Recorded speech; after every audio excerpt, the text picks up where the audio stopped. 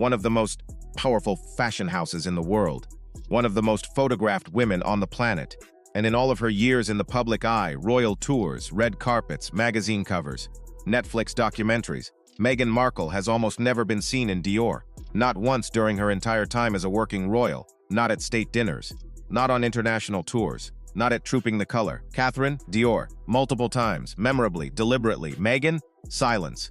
Now you could say that is a coincidence, a matter of personal taste, a styling preference. But in the world of royal fashion, nothing is accidental.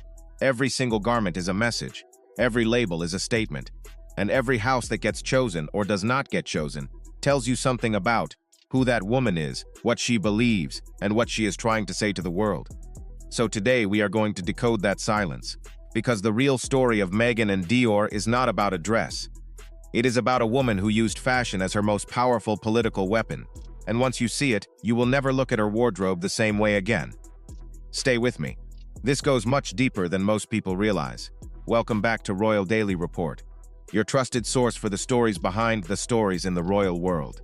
If you are new here, this is where we go beyond the headlines and actually explain what is happening, why it matters, and what it tells us about the people at the center of it. And today's story is one of my favorites because it lives entirely in plain sight. It is not hidden, it is not secret. It has been photographed thousands of times and analyzed by some of the best fashion critics in the world. And yet most people still do not understand the full picture. We are talking about Meghan Markle's relationship with European luxury fashion, specifically with Dior, and what that relationship, or more accurately, that deliberate distance, reveals about who Meghan is, what she was trying to build, and why her fashion choices were some of the most calculated moves of her entire royal career. Let us start at the very beginning. To understand why Meghan's distance from Dior matters, you first have to understand what Dior actually represents inside the world of royalty. Dior is not just a fashion house, it is an institution. It was founded in 1946 in post-war Paris, and almost immediately became synonymous with European elegance, old-world luxury, and a very specific kind of feminine power that is rooted in tradition. In the royal world, Dior carries a particular weight. It is the kind of house that says, "I belong here. I respect this history. I understand what this institution represents, and I am dressing to honor it." Catherine, the Princess of Wales, has worn Dior on some of the most significant occasions of her royal life. State visits, diplomatic tours, formal portraits. Each time, the choice of Dior was not random. It was a signal to the fashion world, to the diplomatic world, and to the public that Catherine understood the language of institutional power and was fluent in it. The Queen herself had a long relationship with European couture houses that carried similar symbolic weight. So when a new member of the royal family arrives and consistently does not choose Dior, does not choose any of the traditional European luxury houses that the institution has historically been associated with, that is not nothing. That is a statement. Here is what is fascinating about Meghan's fashion choices from the very first moment she stepped into the royal spotlight. She was deliberate, she was thoughtful, and she was communicating something very specific from day one. When Meghan's engagement to Harry was announced in November 2017, she wore a white coat by Line the Label, a small Canadian brand, not a European luxury house, not a heritage British designer, a contemporary, accessible, North American label. That choice was noticed immediately by fashion analysts, and it was not an accident. Throughout her time as a working royal, Meghan built a wardrobe that consistently prioritized certain values over others. She wore emerging designers. She wore female-founded brands. She wore labels that were making noise about sustainability and ethical fashion. She wore American designers, Brandon Maxwell, Gabriella Hearst, Carolyn Murphy. She wore British designers, Stella McCartney, Erdem, but ones that carried a modern, progressive identity rather than a traditional establishment one. What she did not wear, consistently and notably, were the houses most associated with old European luxury and royal tradition: Dior, Chanel, Valentino in the traditional sense. Fashion critics noticed this pattern very early, and the conclusion most of them reached was the same. Meghan was not dressing for the institution. She was dressing against it. Let me break down exactly what Meghan's label choices were communicating, because this is where it gets genuinely fascinating. Every time Meghan chose a small, female-founded, sustainable, or American brand over an established European luxury house, she was making a statement that had multiple layers. Layer 1. Accessibility. By wearing brands that were not exclusively associated with extreme wealth and aristocratic tradition, she was positioning herself as a different kind of royal. Someone who saw fashion as a way to connect with people, rather than elevate herself above. Then Layer 2. Value signaling. Sustainable fashion, ethical manufacturing, support for emerging designers. These are the values of a very specific cultural moment. A progressive, socially conscious, celebrity influencer moment, not the values of centuries-old European couture. Layer 3. Identity independence. Every time Meghan chose not to wear Dior, not to align herself with the fashion houses most associated with the traditional royal identity, she was signaling that her identity was her own, that she was not going to be absorbed into the institution's aesthetic vocabulary. This was not subtle. Fashion editors understood it immediately. The palace, by multiple accounts, was less enthusiastic. Because in the royal world, your clothing is not just personal expression, it is institutional communication. And when your clothing consistently communicates something different from what the institution wants to say, that creates friction. Twallerfer, if you are not subscribed yet, hit that button right now. Because what happened next is the part that explains everything. Here is the fundamental tension that Meghan's fashion choices exposed. In Hollywood, fashion is personal brand. You wear what builds your image. You wear what gets you on best-dressed lists. You wear what aligns with the narrative you are trying to project about yourself. Designers come to you. They want you to wear their clothes because your visibility is their advertising. In the royal world, fashion is institutional communication. You wear what represents the monarchy appropriately. You wear what sends the right diplomatic signal when you are on a state visit. You wear what honors the occasion and the host country. And critically, you follow a set of guidelines about what is acceptable, what is appropriate, and what the institution endorses. These are not compatible systems. Meghan arrived from Hollywood with a deep understanding of fashion as personal brand. The palace operated on a completely different system, where personal preference was secondary to institutional representation. The wardrobe budget conversations that reportedly took place behind palace doors, and these have been reported by multiple credible royal correspondents, were a symptom of this deeper clash. It was not really about money, it was about whose rules applied. In Hollywood, you negotiate with designers. You build relationships. You sometimes keep pieces because that is part of the industry culture. In the royal household, there is a strict system. Items are logged. Gifts above a certain value must be declared.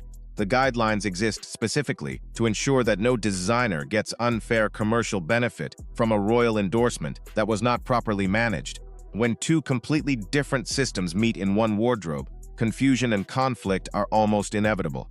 To fully appreciate what Meghan's fashion choices meant, it helps to look at Catherine alongside her, because the contrast is striking, and it was entirely deliberate on both sides. Catherine has been described by fashion analysts as one of the most strategically dressed women in public life. Every major appearance is planned in detail. Every label choice sends a specific message. When Catherine wears Dior on a state visit to France, she is honoring the host nation's most celebrated fashion heritage. When she wears Alexander McQueen, the British house, for major domestic occasions, she is celebrating British craftsmanship. When she wears high-street brands, like Zara or Reiss for more casual public engagements, she is signaling relatability and accessibility. Catherine dresses for the occasion, for the institution, and for the diplomatic moment. Her fashion is in service of something larger than herself. Meghan dressed for her own identity, her own values, and her own narrative. Neither approach is wrong as a personal choice, but only one of them is compatible with the role of a working senior royal inside a centuries-old institution. And fashion analysts who watched both women closely have noted that the stylistic divergence between them was not just aesthetic. It was philosophical. Catherine was saying, "I am the crown." Meghan was saying, "I am myself." That difference, played out in fabric and label choices across hundreds of public appearances, told the world something important about why the Sussex departure was probably inevitable long before it happened. Subscribe right now, because the Montecito chapter of this fashion story is the most interesting part. When Harry and Meghan moved to California in 2020, something interesting happened to Meghan's fashion identity. It got more expensive and more American, and in some ways, more consciously luxurious, but on her own terms. The Montecito Meghan wears Valentino in a new way. She wears Carolina Herrera. She wears pieces that signal California wealth and sophistication rather than European royal tradition. She wears things that look extraordinary on camera and in the warm California light. She launched American Riviera Orchard, her lifestyle brand, with an aesthetic that is very specifically Santa Barbara. Warm tones, natural textures, organic luxury, the kind of aspirational lifestyle branding that sells in the American market. What she does not do, even now with full freedom to wear whatever she chooses, is reach for Dior. And that tells you something important. It is not that Dior rejected Meghan. Dior is a business. Dior would dress almost any high-profile woman if the relationship made sense commercially and aesthetically. The reality is that Meghan does not want Dior, because Dior represents exactly the kind of old European institutional luxury that Meghan has spent her entire post-royal career defining herself against. Wearing Dior would send a message she does not want to send. It would signal alignment with the world she left. It would undercut the brand identity she has spent years building. The progressive, American, values-driven, modern woman who walked away from tradition on her own terms. The distance from Dior is not about rejection. It is about identity. Here is something the fashion industry does quietly, but consistently. It pays attention to power. When Meghan was a working senior royal, she had enormous fashion influence. Studies showed that items she wore sold out within hours. Brands she endorsed saw significant spikes in traffic and sales. The so-called Meghan effect was real, documented, and commercially significant. But fashion influence is tied to visibility and relevance, and visibility requires a platform. As the Sussex brand has navigated its post-royal chapter, with some projects succeeding and others facing headwinds, the fashion industry has been recalibrating its relationship with Meghan accordingly. This is not personal. This is how the fashion industry works with everyone.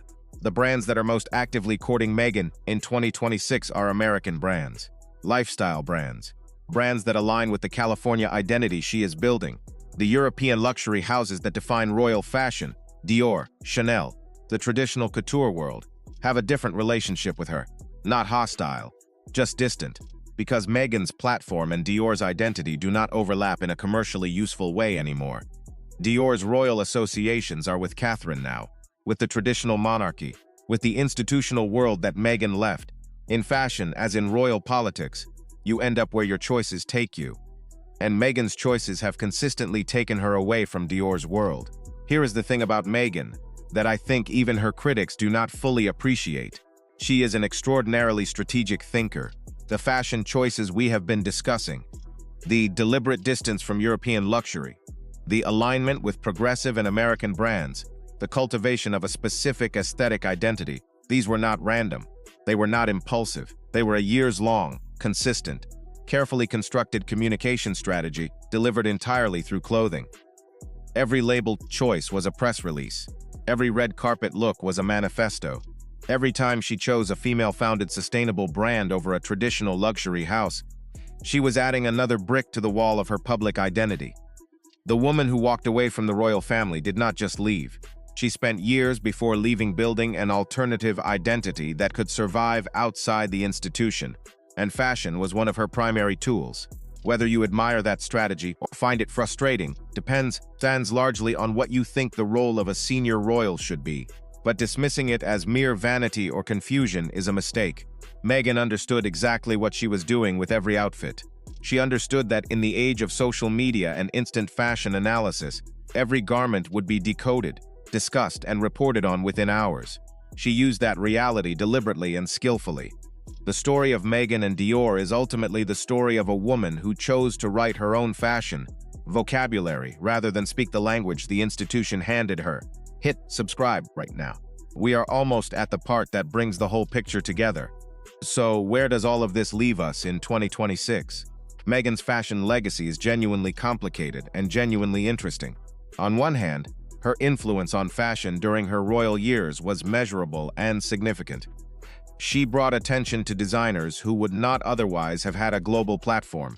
She championed sustainable fashion at a moment when that conversation was becoming mainstream. She used her visibility to support female-founded businesses in a way that was consistent and meaningful. Fashion historians will note that she changed what a royal wardrobe could look like. She proved that the institution's aesthetic vocabulary was not fixed. that a royal woman could choose differently and the world would still pay attention. On the other hand, the distance between her fashion identity and the institution's expectations contributed to a friction that ultimately could not be resolved. The clash between Hollywood fashion culture and royal fashion protocol was never fully bridged, and the wardrobe that was meant to be her most powerful tool inside the palace became one of the symbols of why she could not stay. As for Dior and the broader world of European royal fashion, that world continues without her. Catherine wears it beautifully. The institution's aesthetic vocabulary carries on. But there is a quiet acknowledgement in fashion circles that Meghan's challenge to that vocabulary was not nothing. It opened a conversation about what royal fashion should communicate in the 21st century, about whether tradition and modernity can coexist inside the same wardrobe, about whether an institution can adapt its visual identity without losing its authority. Those questions did not disappear when Meghan left. If anything, they got louder. Let me bring this all the way back to where we started. Meghan Markle has almost never worn Dior. That silence, that absence, is not a gap in the story. It is the story. It tells you that Meghan understood, from the very beginning, that fashion was a language, and she chose to speak a different dialect from the one the institution expected. It tells you that the distance between her and the traditional royal fashion world was not created by any single incident or conflict. It was built deliberately, outfit by outfit, label by label, over years of calculated choices. It tells you that the woman who now runs a lifestyle brand in California and positions herself as a modern, values-driven, American success story was already building that identity when she was still standing on the steps of Kensington Palace. The green fields of Montecito and the couture ateliers of Paris belonged to two completely different worlds. And Meghan Markle made her choice about which world she wanted to inhabit long before she ever officially left the other one. Dior did not close a door on Meghan. Meghan never opened it. And that distinction, that quiet, deliberate, years-long choice, is one of the most revealing things about who she really is. A dress is never just a dress. A label is never just a label.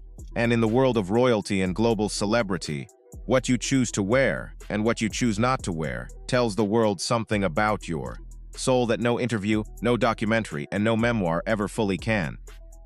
Meghan Markle chose her fashion vocabulary carefully and consistently from the very first day the world was watching. She chose accessibility over aristocracy, values over tradition, identity over institution.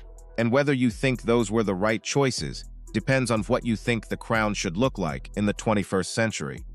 But one thing is certain, she knew exactly what she was saying. She always did.